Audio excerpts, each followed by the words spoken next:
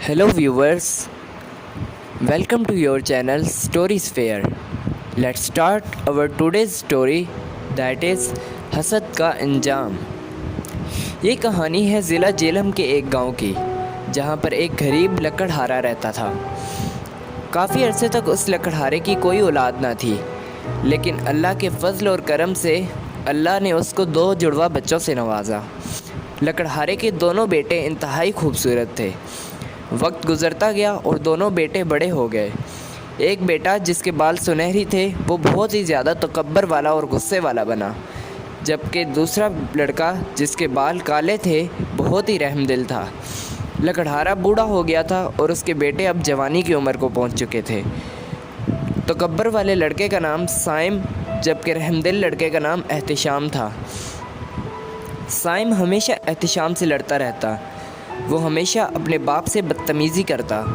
वो कोई मौका ना छोड़ता कि एहतिशाम को ज़िल्लत ना उठानी पड़े। लेकिन एहतिशाम हमेशा अल्लाह से यही दुआ करता कि ए अल्लाह, मेरे भाई को हदायत दे और सही और गलत की पहचान करने के लिए अक्ल दे। एक दिन लकड़हारे की तबीयत बहुत ख़राब हो गई।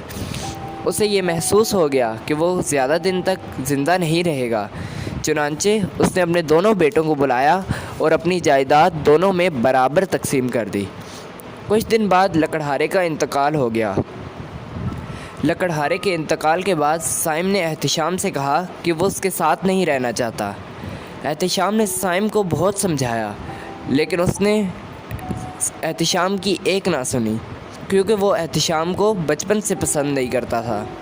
उसे ऐसा लगता था कि जिस इज़्ज़त का वो हकदार था वो एहतिशाम को मिल रही थी। अगरचे ये एक गलतफहमी थी, लेकिन इसमें कसूर साइम का भी ना था, क्योंकि साइम के दोस्त उसे कामयाब नहीं देखना चाहते थे। वो उसके दोस्त नज़र आ रहे थे, लेकिन दर हकीकत में वो उसके दुश्मन थे। खैर, दोनों भाई अलग हो गए। साइम ने बहुत से पैसे अपने दोस्तों को ज़रूरत के वक्त दे दिए, मगर जब पैसे वापस देने की बात आई तो वो ये गांव छोड़कर जा चुके थे। दूसरी तरफ एहतिशाम ने अपने पैसों को एक कारोबार में लगाया और बहुत अमीर हो गया। जब साइम ने ये देखा तो उसके अंदर की लगी हसद की आग बढ़ने लगी। उसने दिल ही दिल में सोचा कि अब्बा ने ज़रूर उसको जायदाद ज़्यादा दी थी, मगर दर हकीकत ये उसकी मेहनत का फल था। इसके बरक्स एहतिशाम ने हमेशा साइम की मदद की। जब साइम ने अपने पैसे अपने दोस्तों को ज़रूरत के वक्त दिए तो उस वक्त वो बहुत ज़्यादा गरीब हो गया। एहतिशाम ने साइम की मदद की। उसने साइम की हर मुमकिन मदद की और साइम को भी अपने बराबर लाकर खड़ा किया, मगर साइम हमेशा उसको नीचा दिखाने की सोचता रहता और उसे हमेशा भीख मांगते देखना चाहता था। वक्त गुज़रने के साथ साथ साइम हसद की आग में बुरी तरह से जलने लगा।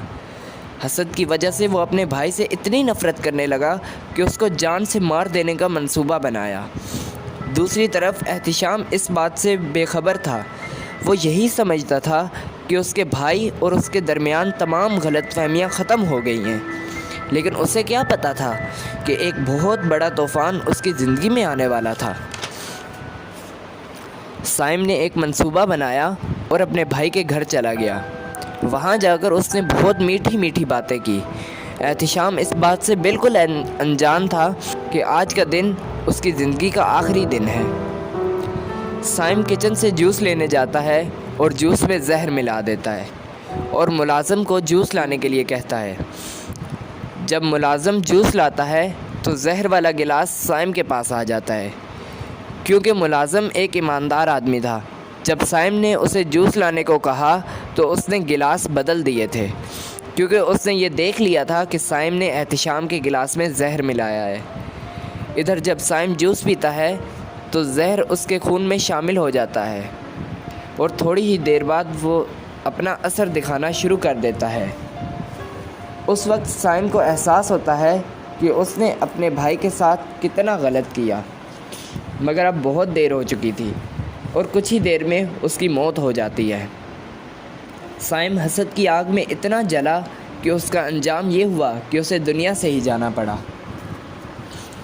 ये कहानी सिर्फ कहानी नहीं, हकीकत पर मुबनी है।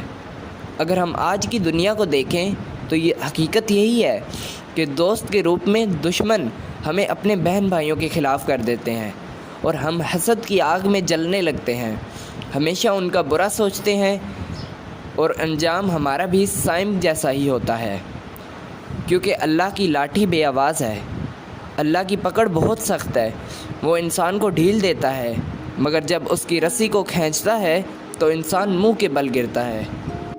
امید کرتا ہوں کہ آپ کو میری سٹوری بہت پسند آئی ہوگی۔ ایسی ہی مزید سٹوریز دیکھنے کے لیے میرے چینل کو سبسکرائب کریں اور میری ویڈیو کو لائک کریں اور بیل آئیکن کو دبانا نہ بھولیں۔